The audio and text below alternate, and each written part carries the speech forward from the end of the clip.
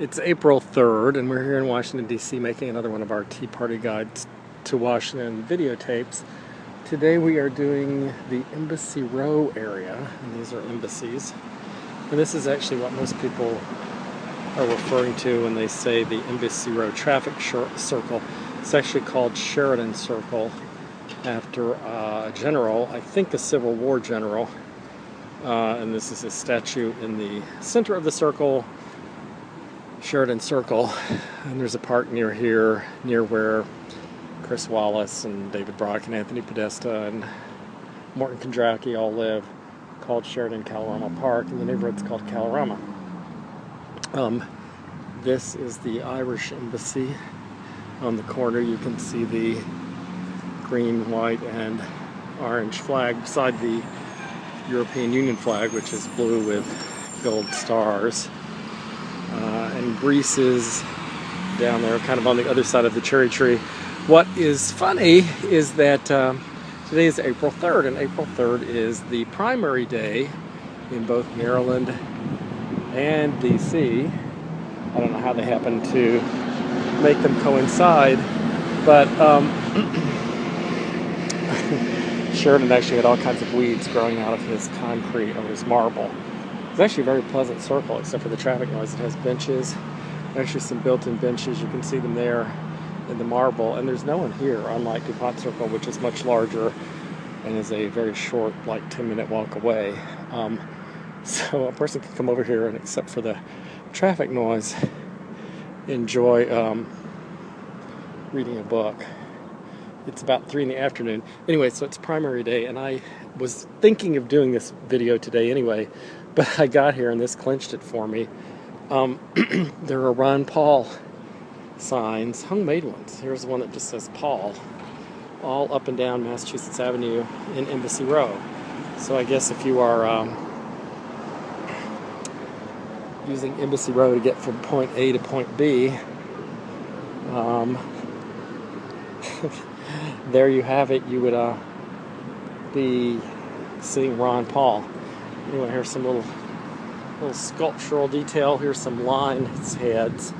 Looks like they probably, there's some abandoned NAACP posters just trashing the joint up. Anyway, looks like they spray water, and this is a fountain and a pool, but I guess because it's April, they're still turned off. Anyway, what this tape is going to consist of, and it may actually have 2 or 3 parts, because it's a pretty day, and I may just use this as an excuse to stay here for an hour or so, is we're going to walk along Embassy Row and show it all to you. And you can do more than walk along it or look at this videotape if you want. One of the projects of the Officers' Wives Club in the DC area has for some time been to organize this embassy tour, and you buy a ticket for like $20 or something, and half a dozen or a dozen embassies will have participated, and you'll be able to go in them and go through a lot of their public rooms, sometimes big churches and mosques along the way too. Anyway, here's another Ron Paul sign. I don't know how many of these we're going to see as we go all the way up. There's the circle again. I would say this is light to moderate traffic for this circle. I'm going to cross here in the crosswalk. It's a pedestrian crosswalk. That's what those white stripes are. And see if the car actually slows down for me. It did. Amazing. They don't always do that. Anyway, we have really good light today. So we're going to make several of these tapes. We may end up at Hillary Clinton's $3 million home, which is just off a side street up here. And part of the reason for this tape too is that I made a video of David Brock's house in Kalorama, Lily White, Kalorama, where David Brock of Media Matters, who spits at the Tea Party and calls everybody racist all the time, but he chooses to live in a neighborhood where the only black people are either to help or the ambassadors. I had made a video of his neighborhood couple, and one of his actual house had disappeared, so I need to go back and make another one. This is very common in Embassy Row. There's always an embassy completely under construction. This is kind of de rigueur now in DC and maybe other places too. if you're doing anything where you're removing asbestos or lead paint, which means if you're doing anything to any building that's older than 1978, you have to tint it because you can't let the lead paint chips affect the public. Adds thousands of dollars to any kind of construction. You may or may not be able to read this, and they may or may not want me to come up there. This is the Embassy of Haiti. Lots of these embassies are kind of turn-of-the-century Beaux-Arts buildings. Most of them are probably worth between $10 and $20 million. So, if they simply sold them and then leased or bought the same amount of space in a much cheaper,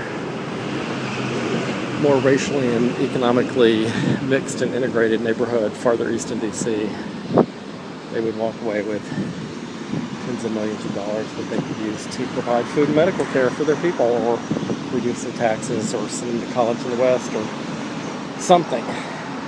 Give incentives to businesses to relocate to their country. Nobody ever does that, though. No third world country ever gives up a posh embassy in a posh neighborhood in order to acquire some capital. And there are very few of them that couldn't acquire probably around $10 million just by trading one of these buildings for the same size and probably much newer building farther away from all those embassies in a less desirable neighborhood. A bunch of them could even all do it and create a new Embassy Row. There's another one under construction. Up ahead, it'll probably be in the second tape we have. There are 3 embassies in a row. There's a stretch of B's. It's Bolivia, Brazil, and Great Britain all together. Let's see, who is this? Oh. You know, I can't quite make it out because it's in a language that seems to not use consonants. Maybe this will tell us something. St. Jerome the Priest of Croatia. Oh, you know, I've actually been in this one. Right after Croatia became an independent country. I was actually here, and the only time I'd been on the officers' wives tour. It was very funny because they got well-to-do Croatian American families to sponsor rooms, and they got competitive. So there were rooms that were done up in some fancier than the other, with, like, you know, stuffed silk wall coverings and that kind of thing. Japan is along here a little ahead of us.